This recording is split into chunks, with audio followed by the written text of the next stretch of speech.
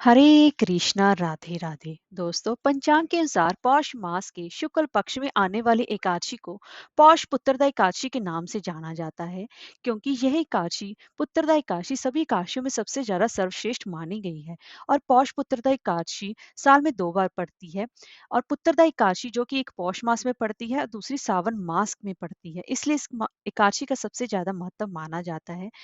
और इस दिन मान्यता है कि भगवान श्री कृष्ण जी के बाल स्वरूप लड्डू गोपाल जी की पूजा अर्चना करने से मनुष्य की सभी मनोकामनाएं पूर्ण होती हैं।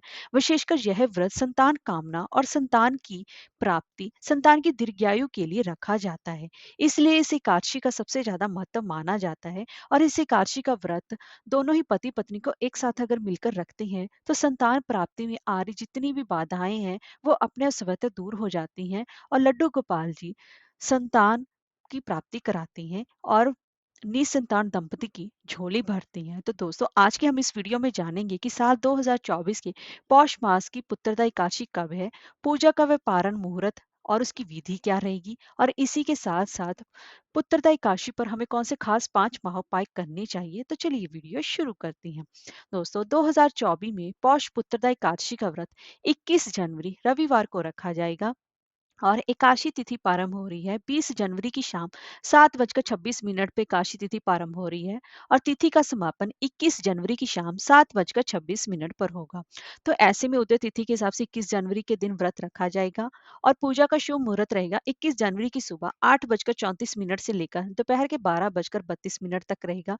अगर किसी कारणवश आप इस समय पूजा ना कर पाए तो अभिजीत मुहूर्त में 21 जनवरी की दोपहर 12:11 से लेकर दोपहर के 12:54 तक आप एकादशी व्रत की पूजन अर्चन कर सकती हैं। और यह व्रत भगवान विष्णु और उनके भगवान श्री कृष्ण जी के बाल स्वरूप लड्डू गोपाल जी की विशेष रूप से पूजा अर्चना की जाती है।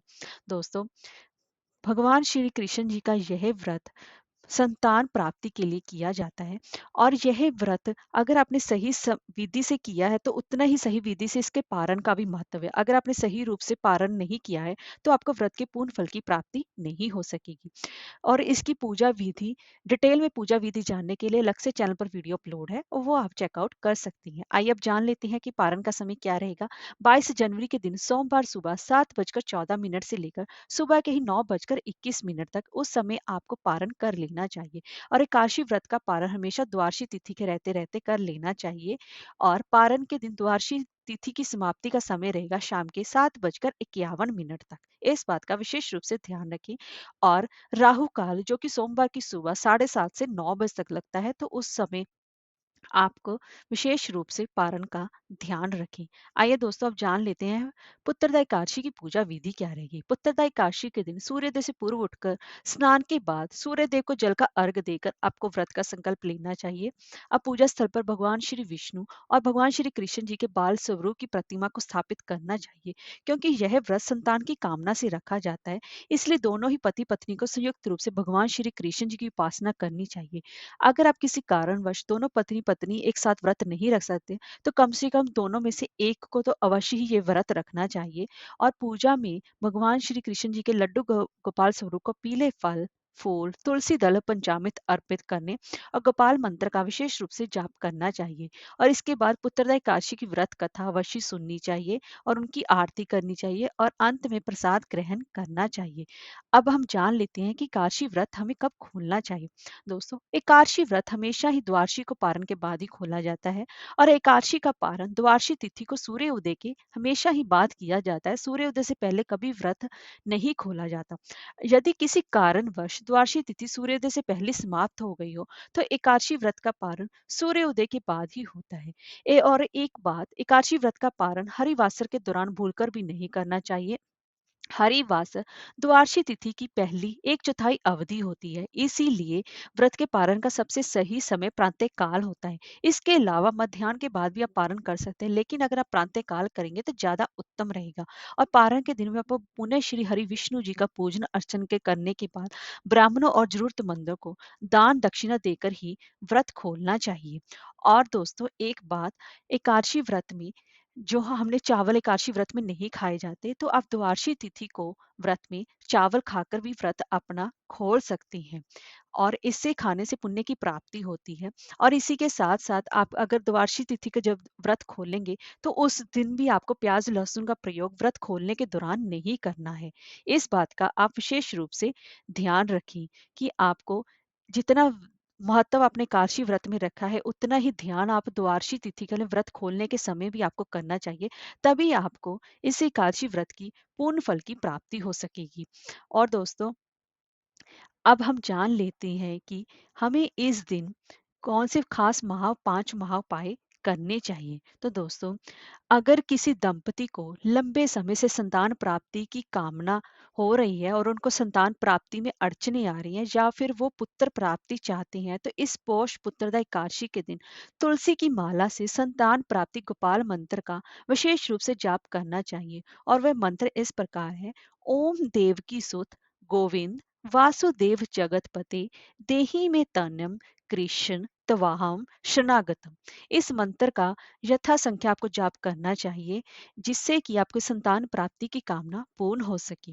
और दूसरा उपाय है कि इसे, अगर आप संतान की खुशहाली जीवन की कामना रखते हैं, तो आपको इस दिन लड्डू गोपाल जी का विशेष रूप से पूजन अर्चन करना चाहिए। और इस दिन आपको उनका पंचामृत से स्नान कराना चाहिए। इससे आपकी संतान की जीवन में जितनी भी समस्याएं हैं, वो सभी स्वतः ही खुद ब खुद दूर हो जाती हैं। और दोस्तों, तीसरा उपाय है, अगर आपके बच्चों पर आए दिन कोई ना कोई संकट मंडराया ही रहता है, कोई ना कोई परेशानी लगी ही रहती है, तो इस एकादशी के दिन आपको भगवान विष्णु जी के साथ ही तुलसी का पूजन करना भी शुभ माना गया। हालांकि इस दिन रविवार पड़ रहा है, तो आपको भूलकर भी जल नहीं अर्पण करना है। और इस बात का विशेष रूप से ध्यान रखें। और भगवान विष्णु जी को तुलसी बेहद ही प्रिय है, उनको आपको भोग में तुलसी अवश्य चढ़ानी है, और जो कि आपको एक दिन पहले ही तोड़कर रख लें। और इस पुत्रदा एकादशी के दिन आपको तुलसी की जड़ में घी का दीपक जलाना है। शाम के समय आपको घी का दीपक जलाना है। ऐसा करने से आपके बच्चों पर आ रहे सभी संकट दूर होते हैं। अगर आपकी घर में रविवार के दिन तुलसी में दीपक नहीं लगता है, तो आप दूर से ही तुलसी माता को प्रणाम कर सकती हैं। अब हम चौथा उपाय जान लेते हैं। अगर आपके संतान की नौकरी के क्षेत्र में उसको काफी समस्याओं का सामना करना पड़ रहा है, तो आपको इस पुत्रदा एकादशी के दिन भगवान विष्णु जी को खीर का भोग लगाना चाहिए। लेकिन इस बात का विशेष ध्यान रखें, ये चावल की खीर नहीं होनी चाहिए। आप चाहे तो साबूदाने की खीर या फिर मखाने की खीर बना सकती हैं। चावल की खीर का प्रयोग ना करें। और इस खीर में तुलसी के पत्ते अवश्य ही मिलाएं। और यह भोग अपने बच्चे को भी खाने के लिए विशेष रूप से दें, ताकि उसकी जो जितनी भी समस्याएं हैं वह सभी दूर हो सकी। और पांचवा और आखिरी उपाय है, अगर आपकी संतान आए दिन हमेशा ही बीमार रहती है, उसको कोई ना कोई बीमारी लगी ही रहती है और उस बीमारी का हल नहीं मिल पा रहा है, तो इस पुत्रदा एकादशी के दिन आपको विष्णु मंदिर में जाकर गेहूं या चावल चढ़ाने चाहिए। और फिर उसके अपनी समर्था के अनुसार चढ़ाएं, और फिर इसे बाद में गरीबों में बांट दें। ऐसा करने से आपकी जो पुत्र पर, आपके जो बच्चे पर संकट आ रहे हैं बीमारियों के, वो धीरे धीरे स्वतः ही दूर होने लगेंगे। तो दोस्तों, अगर आपको हमारी ये वीडियो अच्छी लगी हो, तो लाइक शेयर और सब्सक्राइब करना ना भूलें। हरे कृष्णा, राधे राधे।